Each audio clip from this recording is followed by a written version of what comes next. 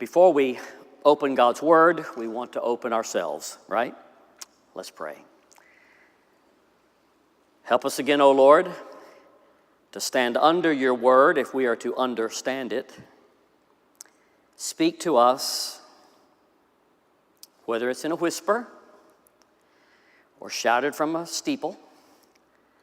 Grant that we will hear your Word tonight, mediated through, of course, Holy Scripture. Mediated through our own experience, something that may be said that will trigger a memory or a thought that will send us on a rabbit trace for deep truth that is unique to each one of us, and help us to listen that way and to take that journey as you lead us. Perhaps we'll hear a story we've heard again and again and hear something new, like finding treasure hidden right on top of the ground. So for that, for any of these miracles, we would give you thanks. Thank you for your word, fresh and alive.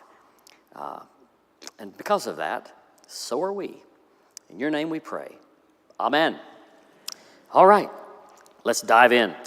Let me ask this because it always keeps me really humble. How many of you are here for the very first time in this series? Yeah, it's always like everybody seems like. All right, no one ever comes back. But anyway, So glad for those of you who are here the first time, and as we promised, you're not behind. We're talking about signs, which is John, the fourth gospel, the Gospel of John. That's his kind of code word for what we would call miracles. They're called miracles or mighty works in the other gospels, Matthew, Mark, and Luke. But the Gospel of John never calls them miracles. He calls them signs. And the point of that, but most of them are unique to the fourth gospel that aren't even in the other three. So they're unique to his story, but even more unique is how he treats them, what he does with them. They're not to be looked at just for themselves.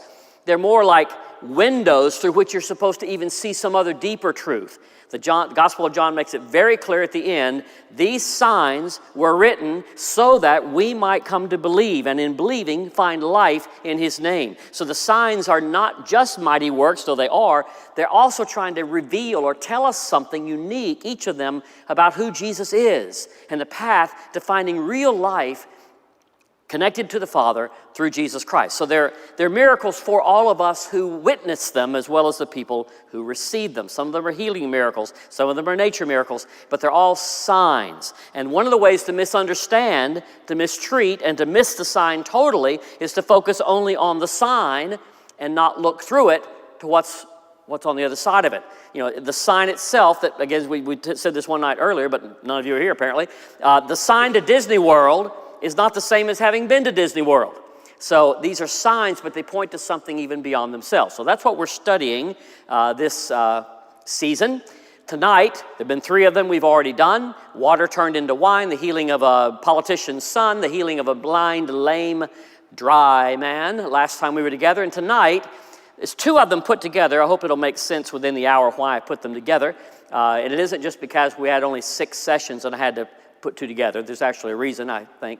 So tonight it's the feeding of the 5,000, the multitude in the wilderness, and then also the walking on the water that Jesus does right after that from John 6, 1 through 21. If you do have a Bible, not if, there's a Bible in front of you on the pew there, so you can be looking for that. And whoever's a really good Bible scholar, would you yell out the page number of wherever John 6, 1 through 21 is? Because I meant to look it up and I didn't. Page 77. What? 97, page 97. Be aware that the Old Testament starts 1 through whatever thousand, and then the New Testament starts all over. So if you go to the page 97 in the Old Testament, you'll get lost somewhere in Leviticus and never catch up. But so it's in the New Testament. So feeding the 5,000, walking on the water, and then the 2 that are left for 2 weeks from tonight and 4 weeks from tonight in March, we will look at the story of the man born blind in John chapter 9 and the raising of Lazarus, which is the kind of ultimate and final sign in John chapter 11. So that's where we're going, but you can see where we are, and we've actually made a little progress. Tonight, we'll talk about these 2 together, the walking on the water, Jesus, and the feeding of the 5,000, and they chronologically, they come in the order of he feeds the 5,000, and then he appears and walks on the water, coming toward the disciples afterwards. But for the sake of the study tonight, I'm going to reverse that order. Again, for reasons that might or may not make sense later. So here's just one artistic image of what it would be like to imagine rowing. You know, the disciples are all there. And these are professional fishermen, by the way. The Sea of Galilee is about 8 miles long, 4 miles wide, and it's just we'd call it in Texas a pond, a tank or but if you don't have much water, you're kind of proud of it, so they call it a sea there. Anyway, but it's a freshwater body of water, about 700 feet below sea level, and from there it trickles down to the Dead Sea. Jordan River feeds in from the north, comes out from the south, so it's really a wonderful, wonderful oasis, big oasis, in the middle of that semi-arid area of Palestine. Lots of fishing going on there, of course, as you'd imagine, and one of the great professions was fishing, either from one of the main towns like Capernaum or Magdala or something, and you'd fish in the Sea of Galilee. That was big business. So a lot of Jesus' first disciples were professional fishermen. It's not something they did on Saturday because they were tired, or it wasn't a hobby for them. This was their job. So they know this lake like the back of their hand. It's not that big a lake, Sea of Galilee, but they know it really, really well. But if you've ever been there, and many of you have, if the wind turns just wrong, even just a little piece of water can get really frightening. For that matter, you can drown in your bathtub. It doesn't take, remember the wreck of the Edmund Fitzgerald? Does anybody know where the love of God goes when the wind turns the days into hours? When you really have it against you, and you're on unfamiliar turf, say if you're up in an airplane, everything's fine. You're eating your pretzels and drinking your Diet Coke, and then all of a sudden you hit one of those speed bumps. Or even worse, if you drop 1,000 feet, suddenly everybody's trying to remember the rosary, And now that person you've been ignoring, wishing they weren't sitting so close to you, now you're kind of striking up a friendship because you're wondering, is this it? It doesn't take much for something that used to feel safe to suddenly feel very unsafe. For that matter, if the lights go out in your own home and you can't turn them on and power's gone out and you're trying to stumble your way to you can sometimes just get lost in your own house, your own backyard. So they're on a fairly small body of water, but the wind's against them, and it's at night, and it's scary, and sailors are prone to be superstitious anyway. Really. Every time they saw they thought that was a mermaid, it would just be a walrus or something. So, anyway, but in this case, they're out there on the water, and they're rowing for all they're worth and not making much progress. They're still right in the middle of the water, really, which is tough. When you're about 2 miles in, it's too far to go back, but it's a long way to the end, too. That's the hardest part of any journey, is when you're far enough into it to be really dead dog tired, but so far from the end that you're not really quite close enough to have much hope yet. It's in college life, that's called being a sophomore. Remember, that's kind of a tough season. Wow, geez. So that's where they are. They're in the middle of the lake, and they're not making any progress, and they're thinking, we're running out of steam before we're running out of lake here. Scary. So Jesus comes. Growing up in Alabama, we always said that Bear Bryant could walk on water. In fact, this is obviously a doctored photo, but it was actually a photo that was placed in the newspaper. One of Bear Bryant, the coach, by the way, at University of Alabama, for those of you who are just totally uninformed. And he took a team that had been, being beat by everybody's junior high school, and so he finally turned them all around. So everybody just starving for a win just thought he was just best thing since sliced bread. And so he was winning a national championship early in his time, and someone posted this picture when they were playing down in New Orleans for the championship, and they posted this picture of him walking across Lake Pontchartrain, which is close to New Orleans. Many times people would take this to Bear Bryant and ask him to sign, because this photograph went everywhere. They would ask him to sign it, and he never would because he thought it was sacrilegious, because he didn't confuse himself with Jesus, even though most people in Alabama did. So this whole business of walking on the water, it's a metaphor, really, and a symbol. We understand what you say when someone's walking on the water. It's like, this is divine. This is because people can't just do this. Little mosquitoes and things they can skitter across the water, and I've sometimes hit a ball really low off the tee when water's right in front, and I've kind of skipped it across the water. If you keep the speed up and all that, sometimes you can get close, but walking on the water, that's a whole other thing. There's a magician, his name is Steve Frayne, but in 2011, he did this great stunt walking across the Thames River in front of Parliament, in front of hundreds of onlookers looking over from the bridges. It's one of these David Copperfield, big deals. And there he is, walking on the water, and everybody was all astounded and amazed. And he even was picked up by a police boat eventually, stuff. And so it was quite a thing. But he eventually told his secret. You know what the secret was? This little plexiglass that he had, just a little like little stepping stone plexiglass, so you could, because it's just under the surface, you can't see it at all because it's just plexiglass. You can do this in your swimming pool, by the way, if you're really daring or comic. So he would just be walking out there, and it looked like he was just walking through an inch of water, standing up. Of course, he had to be very careful where he was, and the police boat, which was also in on the ruse, picked him up only about 40 feet out because there's only so much plexiglass you can put down overnight before people wake up the next morning. But the point is, it really astounded people. Good for ratings, and that's how he got his name, Dynamo. How about that for a name, Dynamo? Here's a guy, Anselmo. He seemed to walk on water a bit. He was in the running of the bulls, and one of the bulls got really close, and for just a couple of steps, kind of like my golf ball, if you just keep speed up, you can, so if you're really motivated, but the truth is, no tricks here. Walking on the water. That is intended, it's meant to be a sign that says the normal rules just didn't apply here. Now the disciples were not instantly, their first thought wasn't, well, Jesus must be God. That wasn't the first thought. They are scared out of their wits. They think he's a ghost. It just makes them, they were already frightened, now they're more frightened, As far as they know, it's a sea monster. That'd be about the same to them.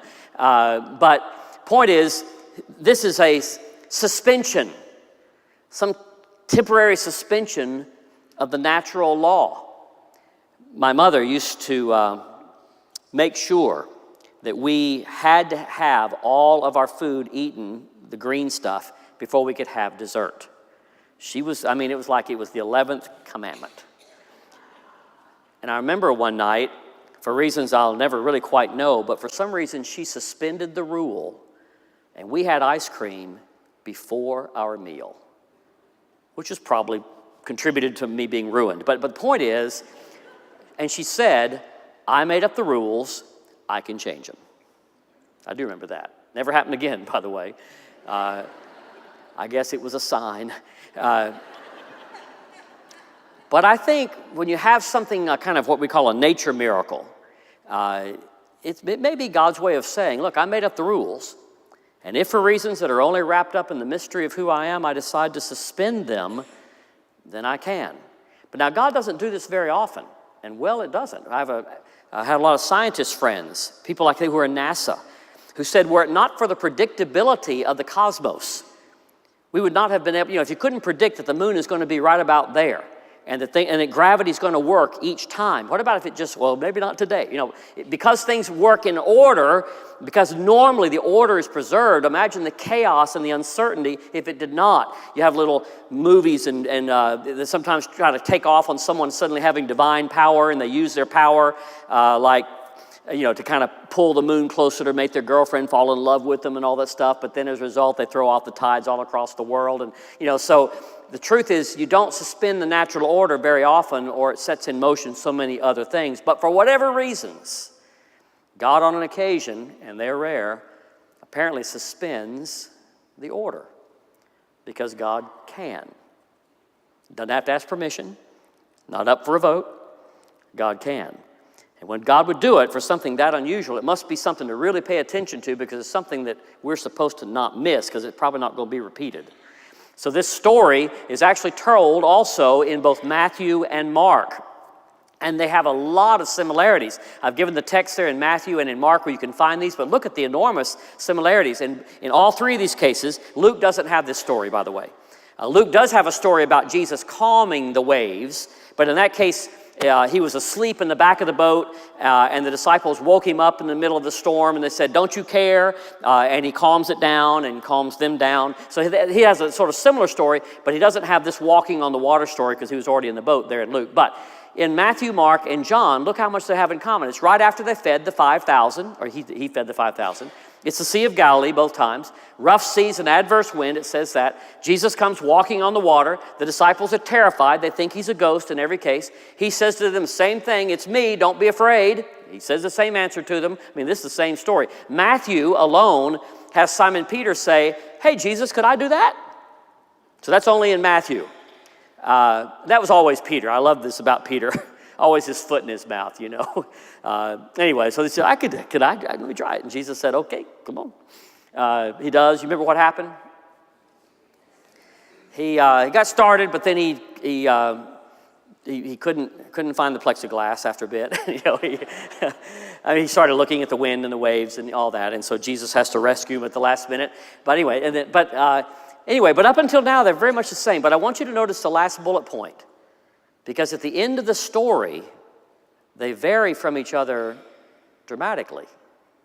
They are the same story, but John, as we've seen, all the gospel writers for that matter, they don't mind taking a story and augmenting or shifting the emphasis in such a way, like light on a multifaceted diamond. They don't mind shifting the light to throw the light of truth into some other different corner. So don't be upset or thrown off by the Gospels not lining up every single word by word. It's on purpose, and in fact, it's beautiful. Most of the time, we take the 4 Gospels and we puree them up into just one story. And, you know, I get that. But what we should do instead is when you read anything in the Gospels and it's anywhere in another Gospel, look very, very carefully at what's the same, but really pay attention to what's not the same. And don't get caught up in which one had it right. Work from the assumption they've both got it right. So what is the right this gospel writer is trying to tell me that I wouldn't have gotten if I didn't have this version of the story? So in Matthew and Mark, what happens at the end? Jesus gets in the boat. And not only does he get in the boat, he calms the sea. The wind, the waves, the lightning, all that stuff going on. And Jesus gets in the boat with them. And he calms it all down, peace be still, and it's all calmed down. And that's a wonderful story, true and beautiful and right, because how many of us have a part of your personal story where you'd say, you know what, I had a time where I was so afraid, and I prayed, or someone prayed with me, or I somehow brought back to mind, and suddenly I felt peace, when there was still chaos maybe going on, but I began to feel the peace inside even before it happened outside. Maybe you were preparing for a surgery, or you're in the middle of the war, or you were trying to figure out how to get over an argument. You were just afraid. How many of you had a moment when, in effect, God calmed the seas for you? You had such a moment? Yeah. That is a great truth, and that's the truth Matthew and Mark are trying to say to us about Jesus. That is not the truth that John is trying to say to us about Jesus in this story. Because in the Gospel of John, he doesn't get in the boat. In the Gospel of John, he doesn't even calm the seas or the wind. Don't believe me? Let's read it. John chapter 6. Isn't that an interesting difference? So we're actually going to have to pick up with verse 16. So evening came. His disciples went down to the sea, got into a boat, started across the sea to Capernaum. It was now dark, and Jesus had not yet come to them. The sea became rough, the strong wind was blowing. When they rowed about 3 or 4 miles, they saw Jesus walking on the sea and coming near the boat, and they were terrified. And he said to them, "It is I. Do not be afraid." Then they wanted to take him into the boat. But immediately, the boat instead reached the land toward which they were going. All right. So for extra points, what is going on here? Here's what I think. Please feel free to disagree. I think that what's going on, because another thing that's unique to the Gospel of John when he tells this story, well, it's going to be in the feeding of the 5,000 story, but they're linked right together. He has this phrase, it's in John chapter 6, verse 4, that as he was gathering the crowd and right before he fed the 5,000, John chapter 6, verse 4 says, "And the Passover was coming near." Now that's unique. If you look in Matthew and Mark or Luke, it doesn't say anything about being Passover. How many years was Jesus' public ministry? 3. How do we know it was 3? If you read only Matthew, Mark, and Luke, you would assume it was only about 5 months.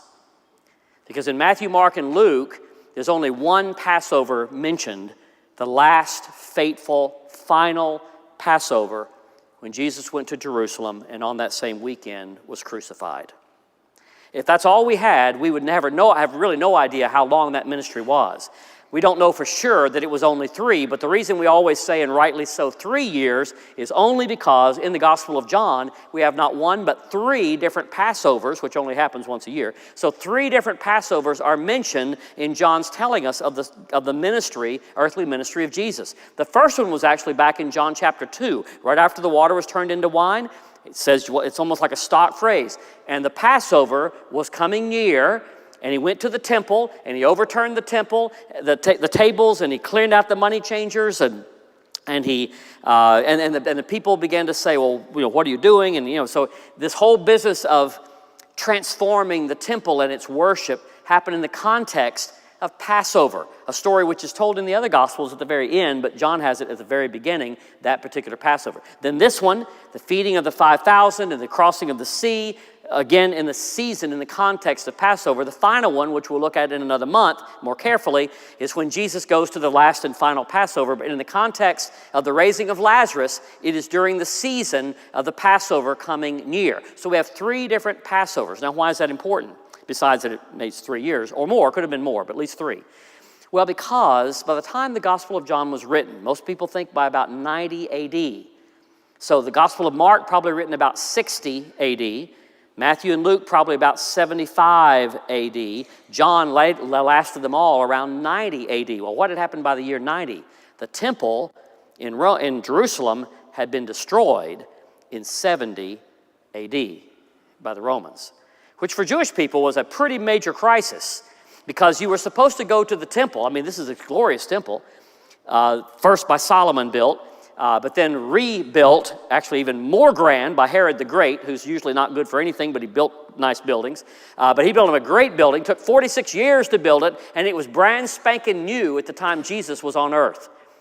I mean, new paint smell still. It was brand new after 46 years, finally had been finished. And in 70 AD, the Romans completely wiped it, to the ground. But the thing about the temple, besides that they thought it's where God lived, it was more than other places, there were 3 times a year, and especially if you couldn't do 3, 1 time a year, where you had to go to the temple. Everybody went to the temple, and when was that? Passover. What do you do now? It's kind of like when your parents sold the home you grew up in. I mean, how do you get back home now, right? Well, that reminds you of somebody. Your kid's still mad at you about that for moving here, by the way. But without the temple, how do you worship? What is our faith about? Well, Christianity, of course, is already pulled out of Judaism by this point. But in some ways, even that cleansing of the temple might be for the Gospel of John, for his audience, after the temple literally had been destroyed already. It might have been his way of saying, you don't have to have that temple to worship. In fact, he said, as Jesus, you go back and look at that if you want, but Jesus says, here, because the Jewish people said, what's the sign you're going to give us? They're always misusing the signs. What's the sign? He said, you know what? I'm going to tear this temple down and in 3 days raise it up again. In effect, I'm going to be the new temple, which they didn't like much. But he cast himself as the new gathering place, site of God's worshipers in this first one. In the second one here, though, and this is where we are for tonight, the fact that it's approaching the Passover, is unique to the Gospel of John. What do you remember about the Passover story? Back in Exodus, Moses, the people are enslaved, of course, and God, through a great and mighty hand, this is kind of their July 4th thing. This is the birthing of the nation, really, but God leads them through the Red Sea, right? And the wet that looks like impenetrable, you can't get through, and God leads them safely to the other side, and they get to the other side and could not have done so apart from the work of God, the hand of God, right? That's the great defining miracle, and at Passover every year to this very day, if you've ever been to a Seder, they're telling that story again and again. That is what the story is about.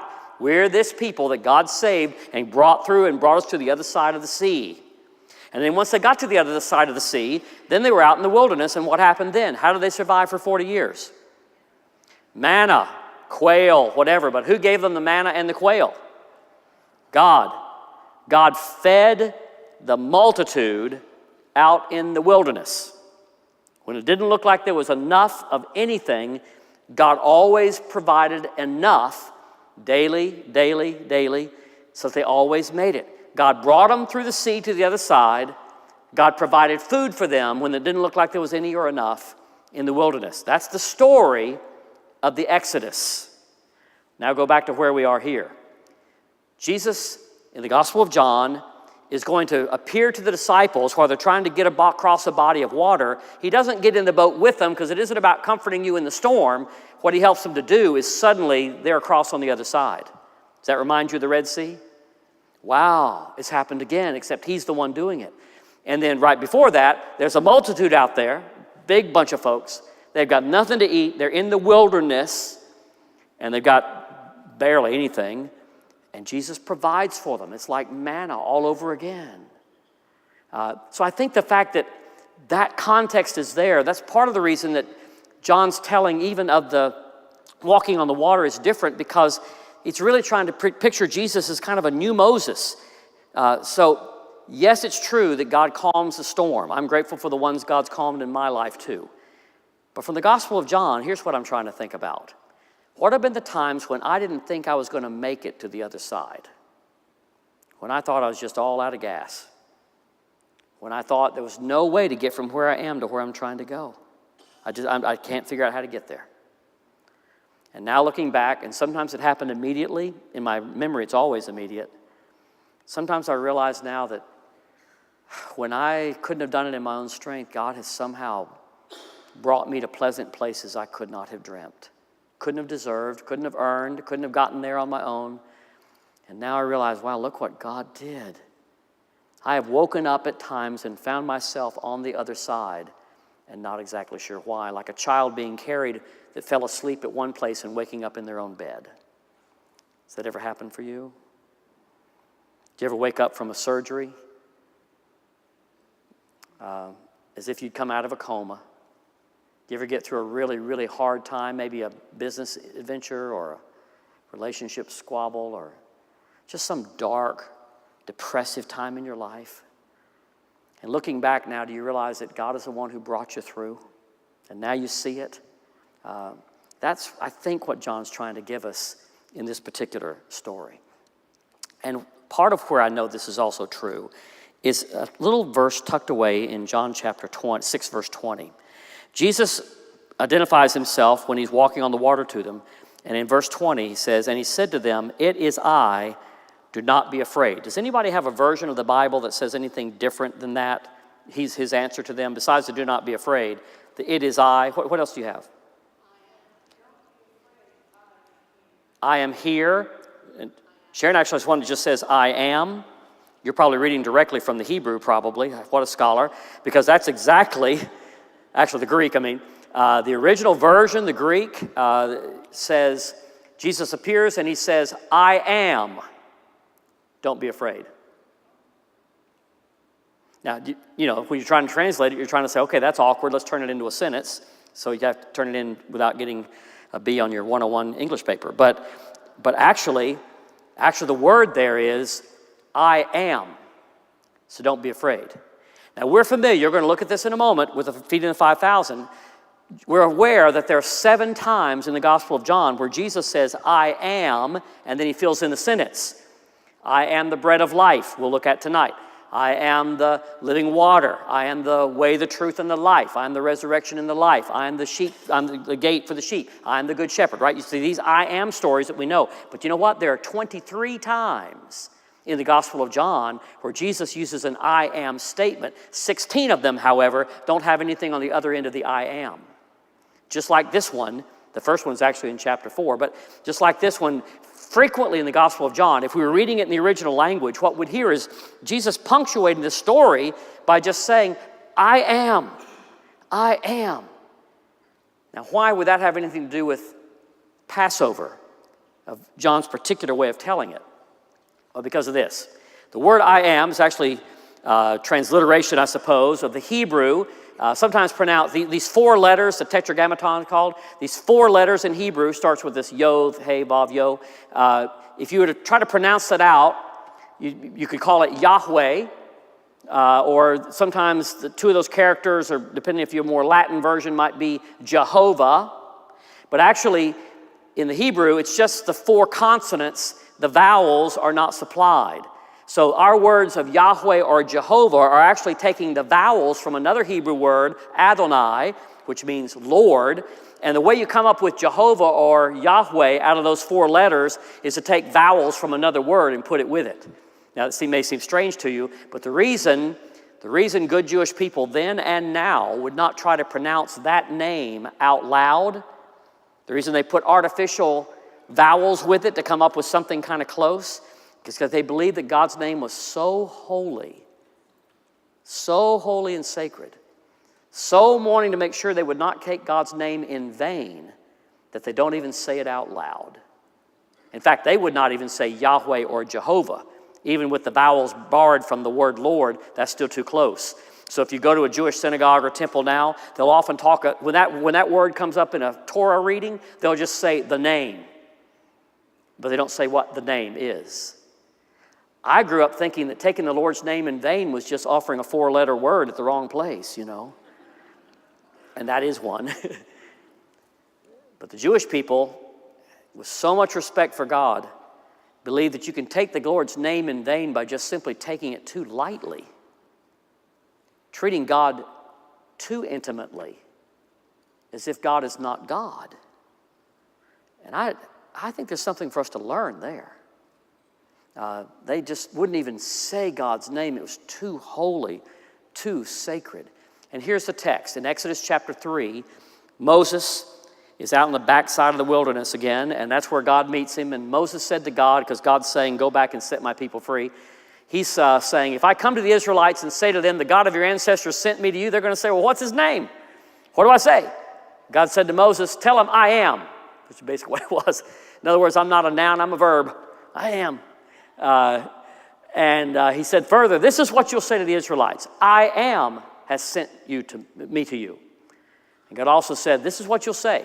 The Lord, the God of your ancestors, God of Abraham, Isaac, Jacob, has sent me to you, and this will be my name forever. This is my title for all generations. So it was really emblazoned in Israel's mind. This is what God's name tag says. I am. But it's really kind of untranslatable. So when Jesus, 23 times in the Gospel of John, either begins a sentence, I am the Good Shepherd, or just says, I am, no Hebrew background person would miss the allusion. It's way too frequent. It stands and jars at you a little bit. So Jesus says back to the disciples as they're rowing that night, don't be afraid because I am is here. Probably could not be a stronger claim. And does that comfort? Does it comfort you? Not so much that he can suspend the rules and walk on the water. More importantly than that, the comfort and the way that you get to the other side of whatever you're rowing toward. The comfort is because the eternal one, the one who made up the rules, the one who knows you, the one who comes to you when you couldn't get to him, that one, I am, the God of your ancestors, the God of your descendants, God willing. I am has come to you. It's a powerful phrase, but it is a re-experiencing, I think, of the Passover. So then we go to the other story, the story of the feeding of the 5,000. Oh, by the way, before we do that, I guess that's a good place for a comma. Anybody have an objection or added insight? You're always telling me something really beautiful at the back door that I wanted everybody else to hear. So whoever's got that brilliant thought, I need you to say it out loud this time so we all get in on it. Anybody got a thought or a question or concern or another point of view? All right. So back to the beginning of the chapter. Now we're still in the context of Passover. Let's read this text. This is the only miracle told in all four Gospels.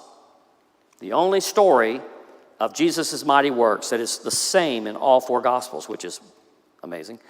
Jesus went to the other side of the Sea of Galilee, also called the Sea of Tiberias. By the way, you notice John's audience, he's not assuming that they're living in and around Galilee, because he has to tell them which sea this is. You don't have, when you go to a private country club, they don't even tell you to get from hole 1 to hole number 2. No signs anywhere, because they expect you'll know you're a member. If you go play at a public course, there's signs everywhere because they know you don't have a clue. So John's having to give signs, that is pointers, telling them what landmarks mean or interpreting Hebrew phrases, because John's audience by 90 AD don't live here anymore. So it's kind of an interesting little signal there. A large crowd kept following Jesus because they saw the signs he was doing for the sick. Jesus went up to a mountain, sat down there with the disciples. Now it was Passover, the festival of the Jews, and it was near. And then he looked up, a large crowd coming to him, and Jesus said to Philip, one of the disciples, "Where are we going to buy bread for these people?" Which is a trick question, of course. He said this to test him, for Jesus, of course, knew what he's going to do. Philip said, 6 months' wages, or literally 200 denarii. A denarius was a working person's wage for a day. So 200 denarii, which is a little over maybe 7 months of working wage, wouldn't be enough to buy enough bread for these people. One of the disciples, Andrew, Simon Peter's brother, said to him, "Well, here's a boy. We've got to have somebody." He's at least a little bit of effort, C- for Andrew. "At least here's a boy who has 5 barley loaves and 2 fish," which, as you see, are not very big. But still, what are they among so many? I mean, really. By the way, unless we really drink deeply and eat heartily from God's perspective on the world, we will be fooled into believing that we live in a world where there's never enough. People who are not plugged in to the God of abundance, no matter how much they have, no matter how many storage units they have filled up, no matter how much money is in the bank, there's never enough. Because there's always the fear that it's either going to be stolen, either by the government or by time or by health or by the robber. There's always the sense that because I have this much, but you have that much more, that suddenly now I don't feel like I have anything. You know, there's never enough. I'm so afraid I'm going to run out. And so we guard and we protect and we war and we get sucked into so many inhuman ways of living. And God is the whole time thinking, "Oh, come on, really? Really?" It's never enough, we think. So Jesus says, "Okay, make the people sit down." There was a great deal of grass there, so they sat down. 5,000 in all. By the way, it says 5,000 men. The Gospel of Mark says there were 5,000 men, not counting the women and children. By the way, Jesus came so that we would from now on count the women and the children.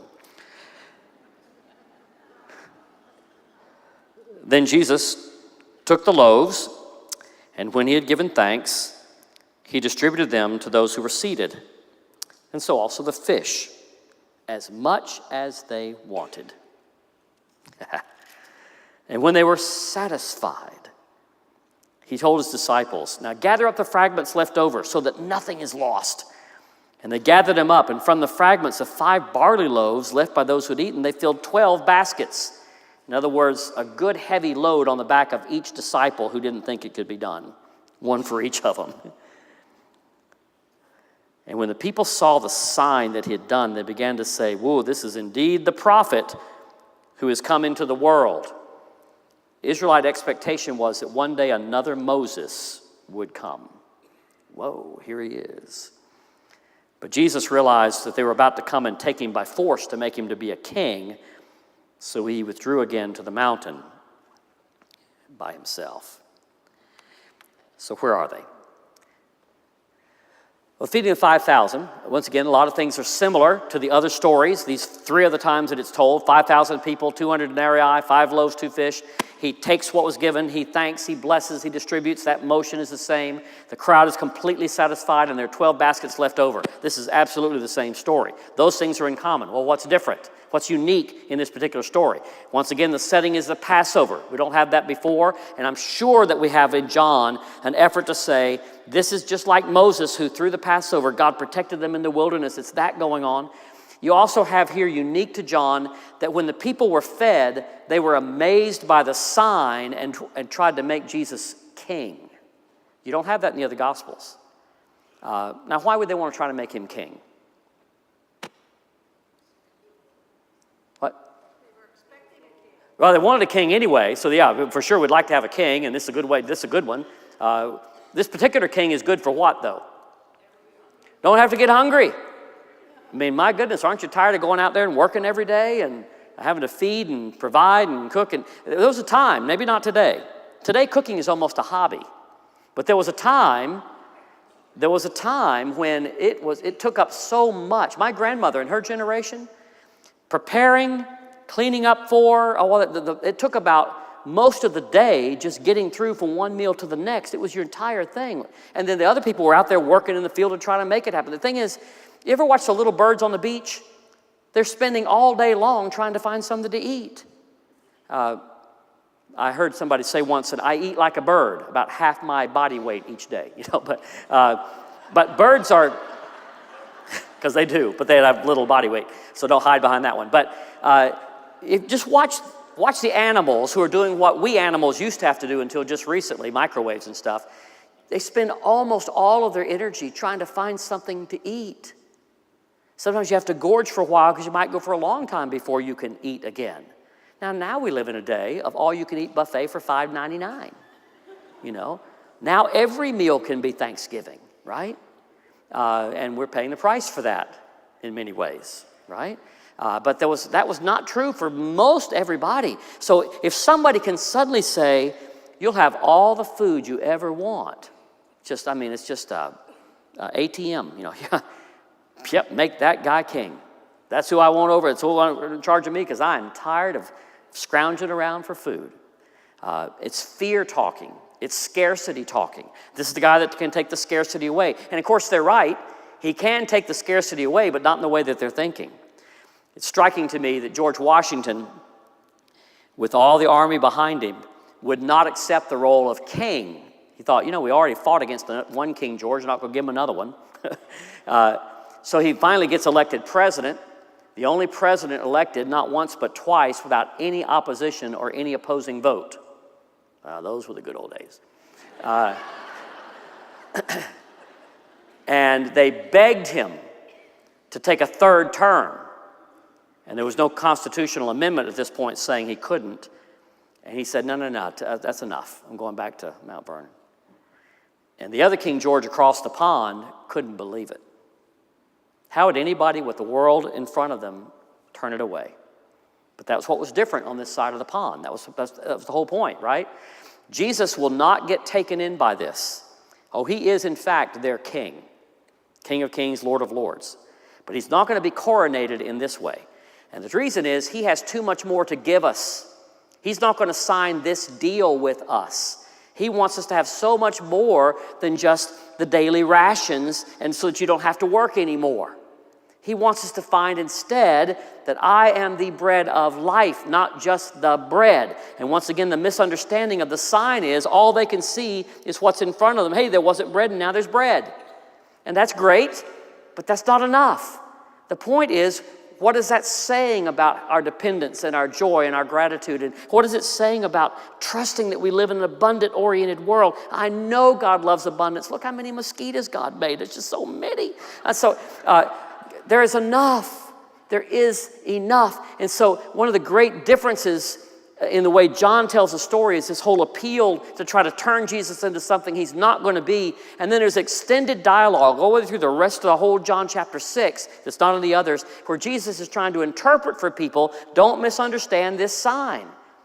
I know it's important to eat, but this isn't just about feeding your stomach. I care about that too. I'm trying to feed your heart and your mind and your soul also. Don't just stop at your stomach. I have so much more to give you. There's a Jewish Jewish philosophers who have this great phrase. They say that in the age to come, God is going to hold us accountable for all the good things God tried to give to us that we just wouldn't let him. I love that image. And so many times I think God is trying to say, oh, you're stopping there? Really? You're so close. I had so much more I meant for you. I believed so much more about you than you have become yet. I wanted to give you more, and you're walking away saying, oh, that was good. I want you to have more than that. I am the bread of life. And he spends great energy trying to speak to that. Very different. The Sea of Galilee, here we have it, a little tiny pond. But where Jesus is doing this miracle is actually on the part of the Sea of Galilee where you didn't usually have, where Jewish people didn't normally go. Capernaum and Magdala and Tiberias, they're on the eastern side, the western side. That's where the Jewish people were. But when you went across to the other side of the lake, you went in kind of the Gentile area. The Decapolis it's called, which is a Greek area, and that's where demons tend to hang out. And Jesus was all the time rowing across that lake with his disciples because he had to kind of get away occasionally, even from the adoring crowds, because he just would run out of gas. He knew that Sabbath was important, and he'd gone to there, and they just tried to kind of chase him anyway. But he's back and forth across that, but he's trying to offer them that which will suffice them no matter which side of the lake that they're on. And so this is the introduction to one of those 7 I am sayings that has a finish, where Jesus says the first of these, I am the bread of life. That's his entire point. It's more than just your daily bread. Give us this day our daily bread, we say. Rightly so. Makes us grateful. Reminds us that no matter if we have a bank account and a full pantry, that we need to live as though every day we wake up is grateful. So we don't trust in our pantry or our 401k. It's good to have one, but don't put your trust there. Don't put your thanks and your worship there, right? So living as though it is still daily bread, because every day is in fact still a gift.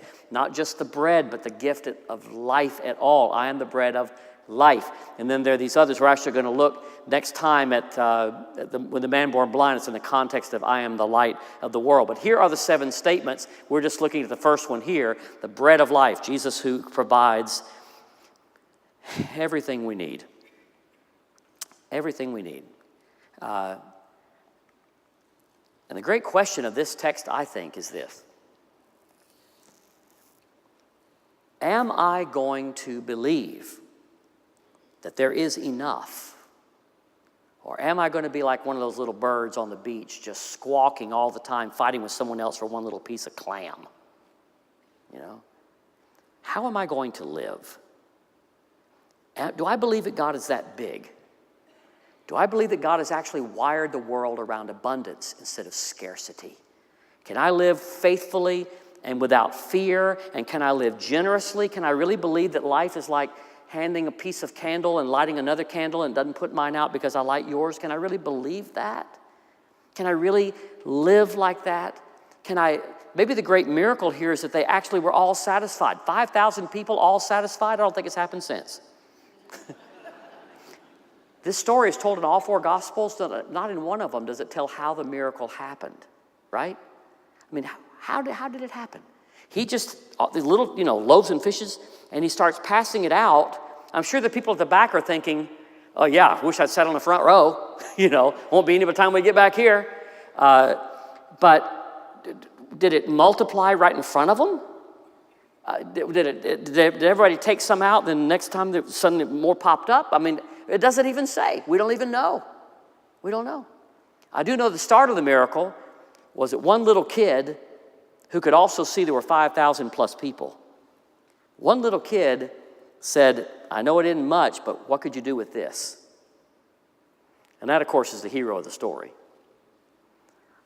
That's the person I'd like to become, right? How did he know?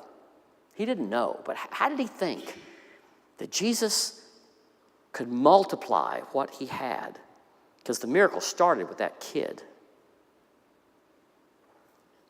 He gave it all up. People have wondered, I'm not telling you it's the miracle because I don't know how the miracle happened, but some people have wondered, they said, people didn't go out in the wilderness without packing a lunch. They're all smart. They're smart. They lived there. They knew that there was no restaurants out there, So what were they doing? When they went out there, they would have said, okay, we're going out in the wilderness to go hear the teacher. Let's all pack something. But one person I heard preaching on this said, but everybody looked around and said, okay, no one's got anything to eat. I better keep my stuff stacked away because if I bring mine out, it won't be enough. So everybody's just sitting there with their stomachs grumbling, and they've all got a little bit of food, but no one will bring it out because no one's got any. And I don't want to have to share it. And then one little kid started a revolution and just said, hey, here's something, what could happen? And this person said, by the way, that's not how I think it happened, but it's a curious story. He said, when one person started that and Jesus just took that what happened is people started saying, oh, okay, I got a little something too. And before long, it was a covered dish meal. And lo and behold, there was so much because there had always been enough. Okay, that's not how I think it happened. But there's a deep truth there, I think, of what happened. Because there has always been enough. Let's just take food. Do you know that we already, to this day, produce enough food on the farms around the world to completely feed the world so that no single person in the entire world need go to bed hungry? We already produce that much food. The problem is not a shortage of food. The problem is a shortage of distribution. There's already enough. God provided the abundance. It's the hoarding with the inevitable wastefulness and the inevitable famine because we can't figure out how to let go what came to us. There's a lot of big geopolitical things that are involved in it. I get it. But the truth is there is enough. There's enough. And we'll never probably get in on the miracle of this, the joy of receiving and of giving, until we become fully convinced that the Jesus that we see is the same God who led the people in the land of Israel in the wilderness, that God will provide. And God will not only provide, God will invite me to let some of what comes to me get through me to somebody else. And if I block that up, I've shut down a miracle.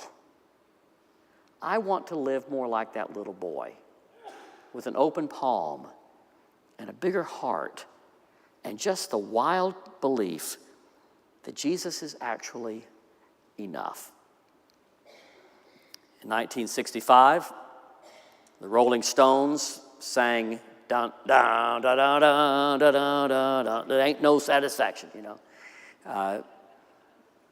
and there's a lot of dissatisfaction.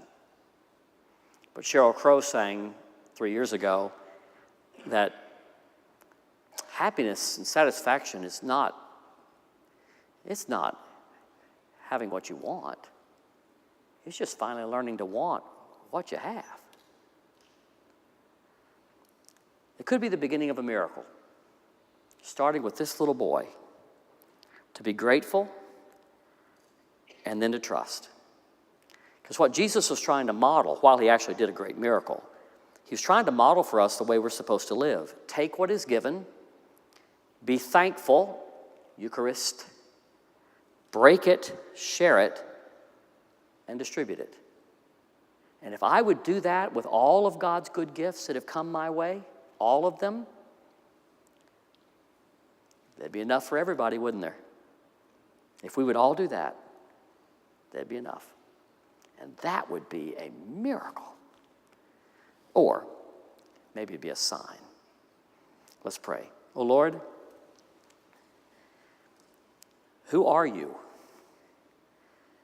You are the one who invites us into the Passover story.